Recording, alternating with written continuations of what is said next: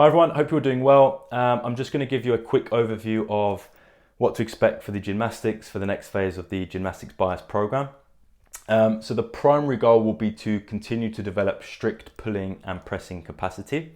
So similar to the last phase, we will continue to work through strict pull-ups and ring dips.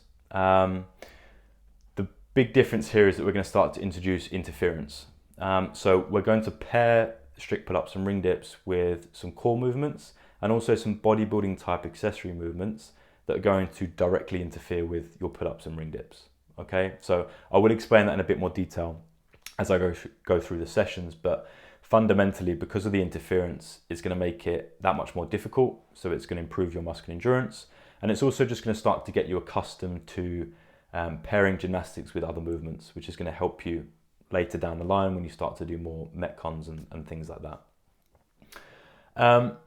There is still plenty of other stuff in the program. So although that's the primary goal, there's obviously still lots of other things that we're going to work on.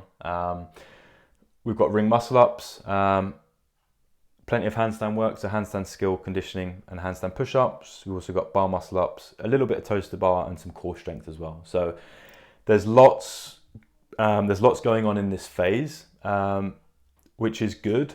There's also lots of accessory and prehab type work, particularly for the shoulders. So try not to skip that. Okay, as I said, there's lots going on, there's lots of volume, and even if a lot of it is skill-based stuff, it still, has wear and tear on your shoulders and other joints. So try to make sure you complete that. Try not to skip it because it is important and it will keep those niggles and stuff away, which ultimately will help you to progress faster. It'll also improve your shoulder stability and scapular stability, which is going to help you progress with these movements anyway. So it's really important that you get that done. When you do that accessory and prehab, just very quickly on this, you always want to prioritize form over load. Okay, so always prioritize full range of motion and a controlled tempo. If you can do full range of motion and a controlled tempo, then you can start to add load or increase the weight and stuff if you want to. Okay, but just make sure you've got the priority of progression in order first. So I'll walk you through this in a bit more detail. Just one thing to add quickly first, actually, I usually get a couple of messages about people wanting to switch sessions around depending on when they can get access to Open Gym and when they've got access to certain equipment, etc. So obviously if you can, try to do it in this order because it's planned in this order for a reason. But if you need to move sessions around, that's okay. The only two sessions to be careful of are day 2 and 5. So the pressing strength and capacity and the handstand and handstand push-up work. They're both very high volume in pressing, so you don't want to do them too closely together. Okay, so try and split them out and have at least one day between them during the week. Okay, but otherwise if you need to, it's generally okay to move stuff around. So I'll go through this in a bit more detail. Day 1, pulling strength and capacity. So the theme here will be one pulling strength exercise, which will start fairly easy at the beginning of the phase. So it might just be something like single arm ring rows. And then each week, or sometimes every other week, we'll progress to a slightly more difficult pulling movement. Okay, and then towards the end of the phase, we'll start doing rope climbs. Okay, so the goal here is that we basically start with easier pulling movements and we gradually increase the difficulty until we build up to rope climbs.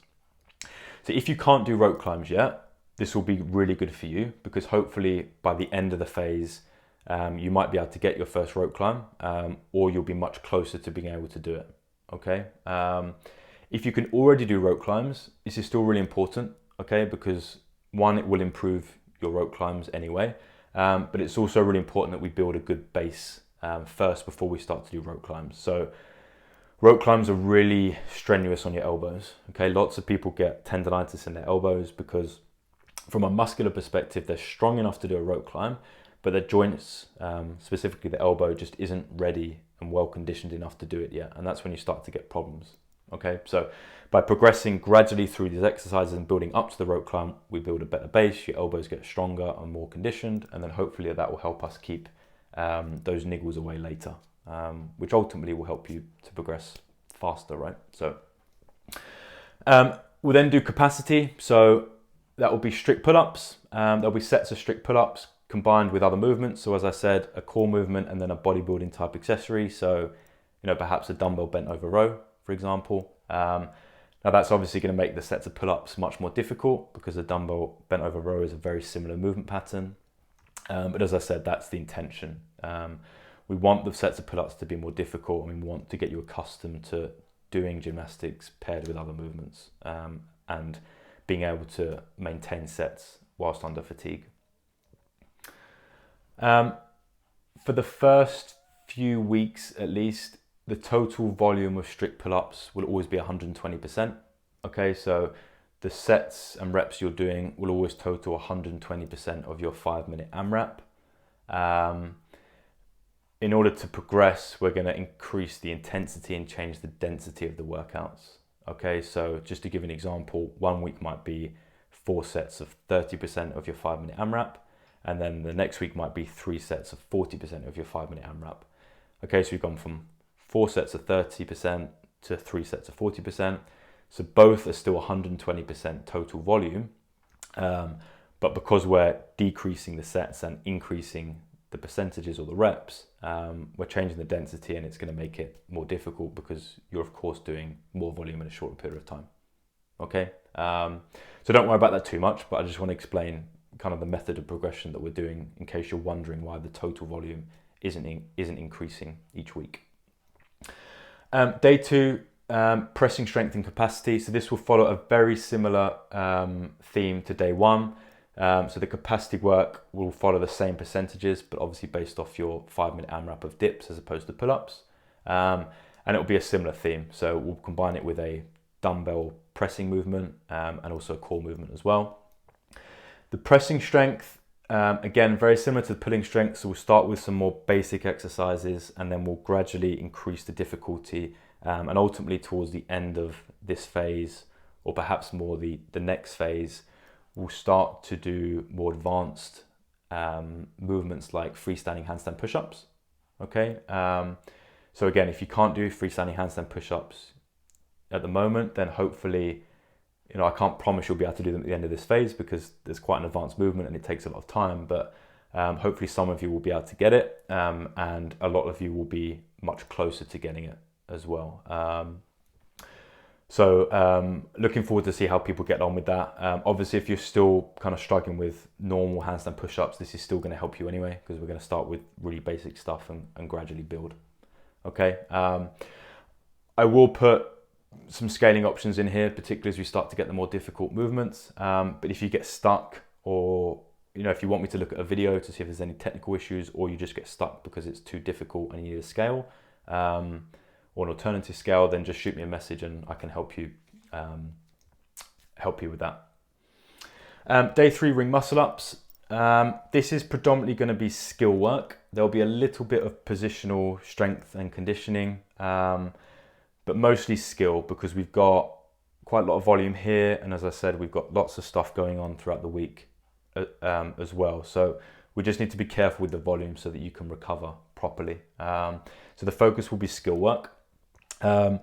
We will start to introduce ring muscle ups during this phase. I wouldn't call it capacity. We'll just be doing smaller sets to practice the technique and start to hopefully see the benefits of the skill work we're doing. And then as we get into the next phase, we will start to build capacity in ring muscle ups. And again, hopefully all the skill work that we do in this phase will then start to pay dividends on that later. Day 4 will be active recovery, as it always is with the JST programs. Day 5 will be handstand skill, conditioning, and handstand push-up capacity. So the handstand skill will be similar to the last phase. So we'll focus more on freestanding handstand skill work. The reason I prioritize freestanding handstands as opposed to handstand walking is because freestanding is basically superior in the hierarchy of skill. So if you can do a freestanding handstand, you can balance and control and stabilize without having to take steps. That's generally more difficult than handstand walking. So if you get good at freestanding handstands, handstand walking becomes quite easy actually. So that's why we're focusing on the freestanding stuff now. Now, obviously, as we get into the next phase and later on in the program, we'll start to do more and more handstand walking because that's what we tend to do in CrossFit. But for now, we'll stick to the freestanding skills. There will be some flexibility work integrated there, so just particularly for the shoulder joint so that you can get into a good position in the handstand. That flexibility work will also hand over to pretty much everything in here. So again, please don't skip that. I know it's not the fancy and fun stuff, but it is important. The conditioning will continue to build off your 5-minute AMRAP of handstand shoulder taps. Now, the reason we're doing handstand shoulder taps is because there's not much skill involved. Okay, so there's not really much risk of you losing balance and falling out of the handstand and having to kick back up. It's just really about shoulder endurance, right? So how long can you go for? And that's what we want to develop. So we really want to start to build that shoulder endurance in isolation. And then obviously we're doing the handstand skill work. And then later on when we start to bring everything back together, that should help with your handstand walk capacity and also your handstand push-up capacity as well. Now, handstand push-up capacity, I won't go into this in too much detail because this will effectively be very similar to these two here. So you'll be doing handstand push-ups combined with other movements that will interfere with it to make it more challenging. Day 6, bar muscle ups. That will mostly be strength work as opposed to skill. So we're going to continue to work through straight arm pulling strength. I think I mentioned this last time, but a kipping bar muscle up is not really about bent arm pulling strength. So lots of people do lots of strict pull-ups. It doesn't really help that much, okay? If you think about a kipping bar muscle up, you don't just bend and pull yourself up to the bar like this, okay? If you did that, you would hit the bar on your chest and you'd fall back down, or it would at least be a very awkward movement and you'd struggle to get over the top. Okay, so a kipping bar muscle up is more about the straight arm pull, so you pull yourself up, around and over the top of the bar, okay? So that's why we're doing a lot of straight arm pulling work, because if you haven't got that straight arm pulling strength, you're not going to be able to do a bar muscle up. And if you struggle from doing the chicken wing a lot, it's usually because of lacking straight arm pulling strength. So this is going to help a lot. There'll be a little bit of toes to bar, nothing too strenuous. That'll just be a little bit of skill work, just so we can improve your technique and efficiency a little bit, ready for when we start to introduce more toes to bar later on. And then a core strength piece. So we're going to keep the sets fairly small, so around the 10 rep range. We don't want to go too high because then we start to work on our muscular endurance rather than strength, and we want to focus on strength here so that we build a bit more power in our core, which is going to help with your the power in your kip later on. We're not going to go too low on the rep ranges, so around 10 reps is generally pretty good. It's just different to developing strength in a squat, right? We're not going to do like 3 reps of a core exercise. It's not the same. So it'll be around the 10 rep range. We will progress each week. So we'll increase the reps to about 12, but we won't really go much higher than that. And then we'll find other ways to progress. So we'll start to add holds in different positions, and we'll start to use things like weighted vests, etc. So that won't change too much. We'll be focusing on 3 exercises: the GHD sit-up, GHD side raises, and GHD hip extensions, so that we're developing core strength from those different kind of angles or ranges. So there'll be the 3 movements. That won't change. And then, as I said, we'll just find ways of progressing by increasing the reps slightly, increasing the weight, and adding holds. Okay, so nothing fancy there. It doesn't take too long to do, but we just need to get it done each week. Okay, so I think that's pretty much it for this phase. Hopefully that was useful. If you do have any questions, then obviously just ping me. I'm happy to look at some videos and stuff as well. If you just send them to me directly, I'll have a look. As I said, if you need more options for scaling, so if you struggle with some of this handstand skill work perhaps, then let me know and I can send you a kind of more beginner progression that you can work through. yeah, just to, I'm repeating myself a little bit, but there is a lot of volume and there's a lot going on. So, you know, try and get it done, but don't, try and remember about form, okay? We want good form, so we build efficient and good technique here, okay? So don't just get it done at the cost of bad form, okay? Some of these sets, particularly for the pulling and pressing capacity stuff, they start to get very big. You know, they're based off the 5-minute AMRAP, so there's not necessarily an expectation that they are done unbroken. If you can do them unbroken, then great. But they're going to get really tough, particularly towards the end stage of this phase. So if you need to break them up, that's fine. I'd rather you break up the sets and do it with good controlled form than kind of start to do ropey and kipping reps. Okay. Now, obviously, you still want to get this done as fast as you can because that's the idea of building capacity. But again, not at the cost of form. Okay. So brilliant. Any questions? Let me know, and let me know how you get on. Quite excited to see how you progress with some of this stuff over this phase, actually, and hopefully you can start to pick up some more advanced skills and really build a good base ready for the kipping work that's going to come later. All right, thank you.